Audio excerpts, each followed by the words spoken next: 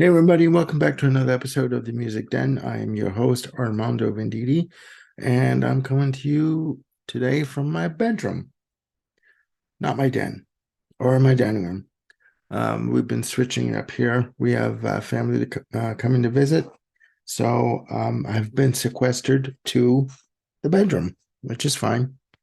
More lighting in here than the den. So, anyways, I'm starting a new series called Misguided or Misunderstood. Now, the idea for this is I'm going to take an album from a band and discuss the merits of it, whether it was a misguided step taken by the band, depending on the album, which whatever it was, or whether or not the audience or the fans misunderstood the idea for this album and didn't buy into the concept or didn't buy into what was on the album and just didn't buy the album.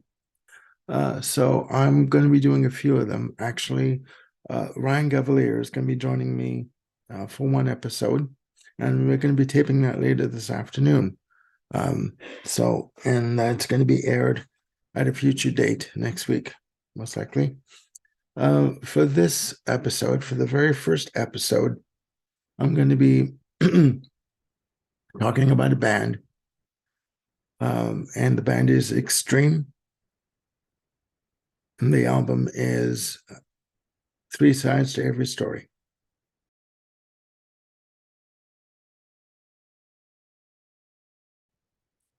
Now, Extreme are a rock band from Boston, Massachusetts, formed in 1985.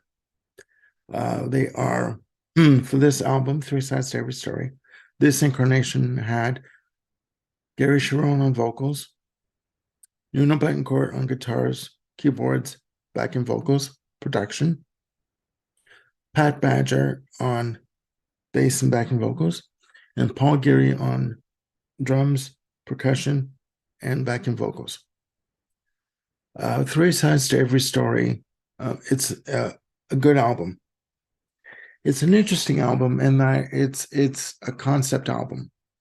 Now, this album was released September 14th, 1992 through A&M Records. The album was produced by Nuno Betancourt and Bob St. John. It was a very interesting album in that it followed up the massive Extreme 2 Pornography from 1990. I always get the dates mixed up in terms of when Pornography was released, but it was released in 1990. Pornography had three singles: Get the Funk Out, which was a fantastic track, blistering guitar track. More Than Words, which was the massive ballad on the album, and you had bands copying that style when when More Than Words came out. Just a little sidetrack. When More Than Words came out, you had bands that were doing these acoustic pieces, and the videos even followed suit. There was a band from Canada called Svengali who had a song called Love Don't Live Here Anymore. Not the Madonna track, but their own track called Love Don't Live Here Anymore. And the video had them sitting around in a circle kind of situation, black and white, More Than Words, same as More Than Words.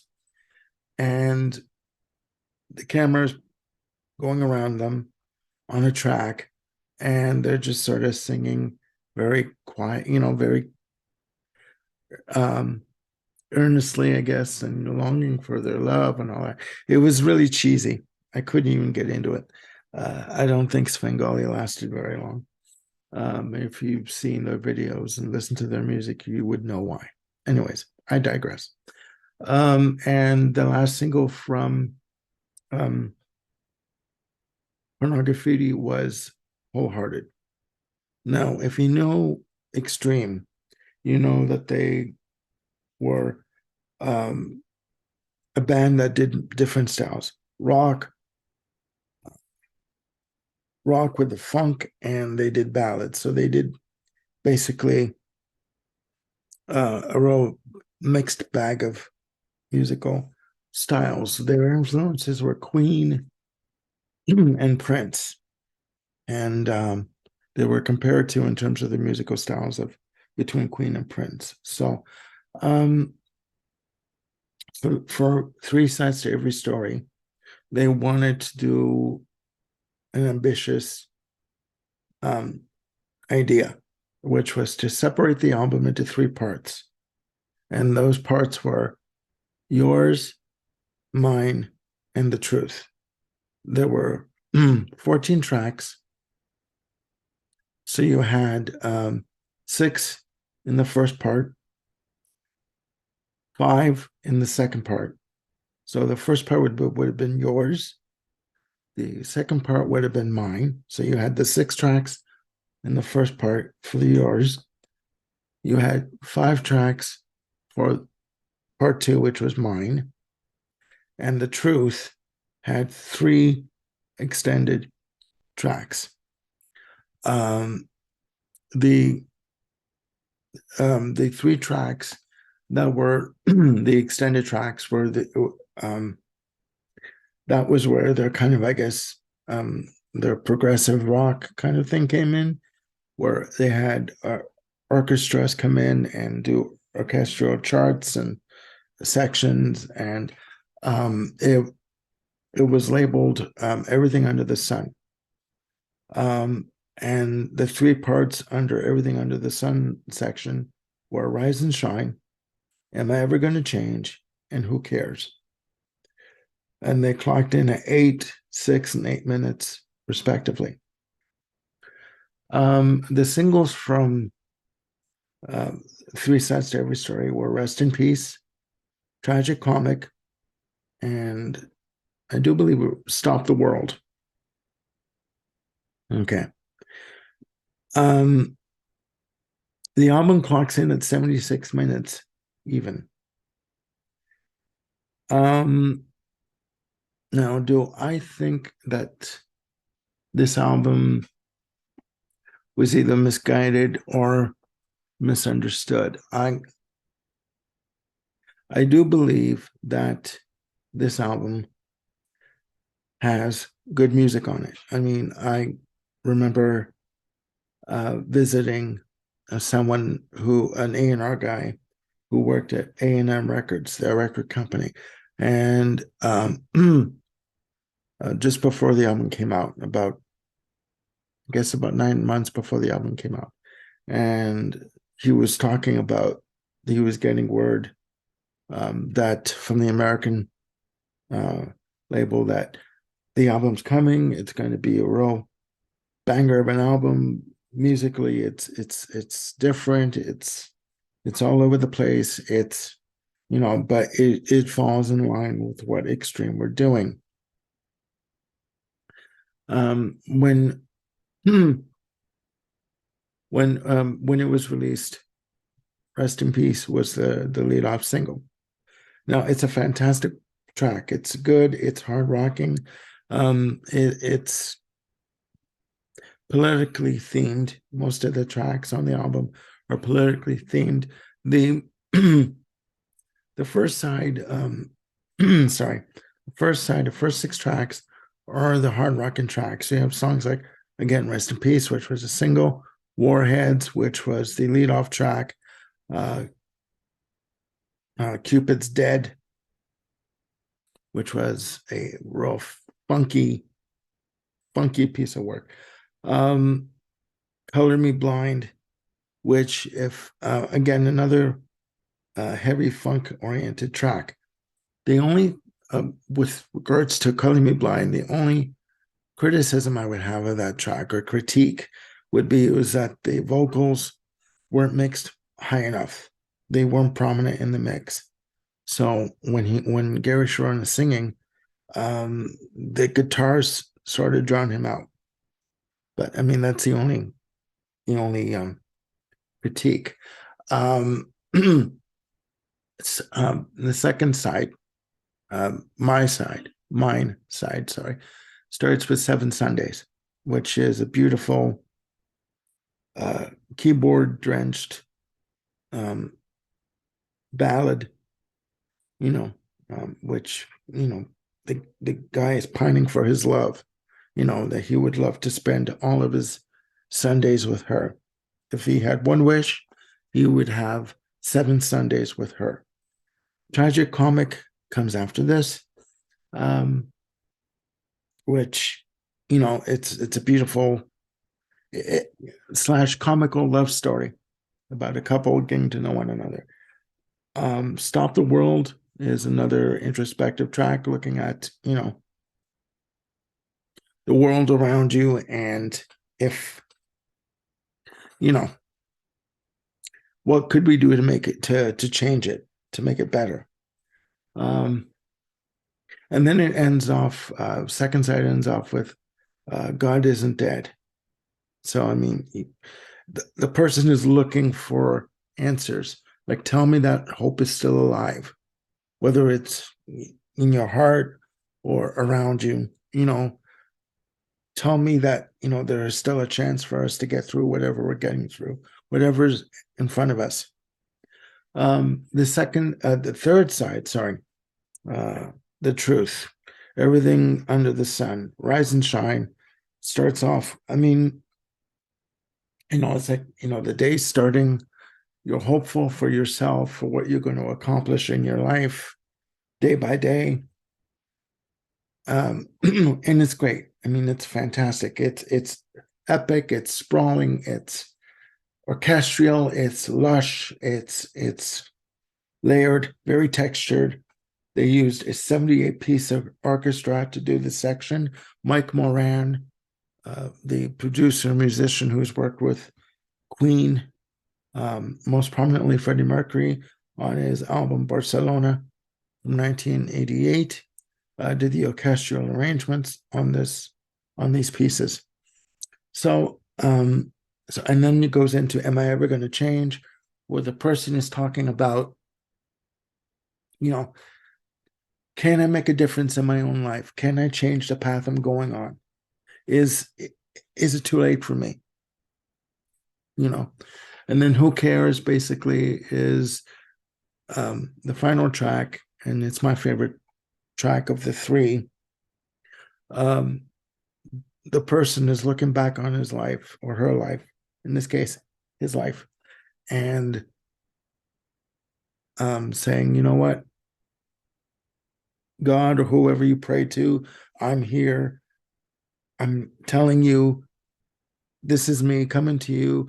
I need your help. I need you to give me a sign. Have I done right? Will I ever change? Will the outcome of my life be of a benefit to me and to those around me? Okay. The album itself is great. It's great. It's encompasses all of what extreme represented at the time. Um, now, do I think that it was either misguided or that the fans didn't understand it? I think it was very ambitious at the time. I think it was a lot musically for the audiences to take in. I think that musical styles were changing because the album sold, if you believe the reports, for the research I did, the album sold 700,000 copies. Now, it went um, gold, it went platinum in Canada. It sold 100,000 copies. I saw them on this tour at Massey Hall. Saigon Kick opened the show in February of 93. I saw the show. I remember because I had a really bad head cold at the time, but I still went. Great seating, by the way, at Massey Hall. Um, was it? I think it was a very ambitious album. I think that I think that it was a lot for people to take in musically, and I think I don't think it was misunderstood by the fans. I think it was misguided in the fact that um, there was a lot of there was a lot of things going on in the album. There was a lot of musical styles put onto one album, and I think that I don't think the fans were ready for that drastic uh, of a change in terms of what they were doing musically. I think that had they waited till a fourth album, like maybe release Waiting for the Punchline in 92 and keeping with Pornography, and then maybe doing um, three sides to every story in 95, I think that maybe would have been a more logical progression, but I'm just a fan, right? So um, I don't think it was misunderstood by the fans. I think the fans, again, that the times were changing, the musical landscape was changing with grunge coming in, and I think that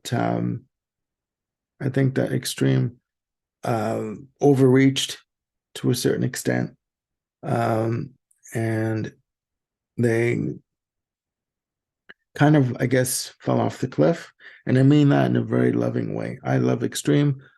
I have their all their albums. Their new album Six is coming out June 5th, I believe, which I already have pre-ordered. So when that comes in, I'm going to be doing a review on that. Um, and their latest album is the tracks that they're releasing from the latest album are amazing. Rise is a fantastic, very guttural, very rocking track. But getting back to three sides to every story, I diverted. Um, I, I do think in what they tried to do, I think that for the timing, I think it was misguided. But I do say that in a very loving way. I'm not knocking Extreme whatsoever. Um, yeah, had they released um, Waiting for the Punchline in 92 as opposed to 95 and then done three sides after Waiting for the Punchline, I think they would have had more longevity in terms of record sales. As it stands, the from what I read, Waiting for the Punchline sold 700,000 copies, as opposed to Pornography that went, I believe it went double platinum. So, but you know what? It's just my opinion. So, please leave your comments down below. Yes, down there. And let me know what you think of Extreme's three sides to every story. Was it misguided? Was it misunderstood by the fans? Or was it a bit of both? Or are you indifferent to Extreme? You know, just let me know what you think. Again, I'd like to get a dialogue going, you know, with these comments. So that's it for this episode. Please hit like and subscribe and hit the notification button for to keep you on top of any new content that I'm going to be putting up. I'm going to be doing about maybe 4 episodes of this, maybe 4 or 5. As I said, Ryan Gavalier is coming on to do an episode with me. It's going to be taped later today. So, and I'm going to be doing maybe a couple of more after that. So hopefully you guys like this idea. And again, please let me know. And that'll be it for now. So hopefully you guys having a great day. And I will talk to you soon. And hopefully you're looking after yourselves and one another. And I am Armando Vendini signing off for now. Have a great day. Bye for now.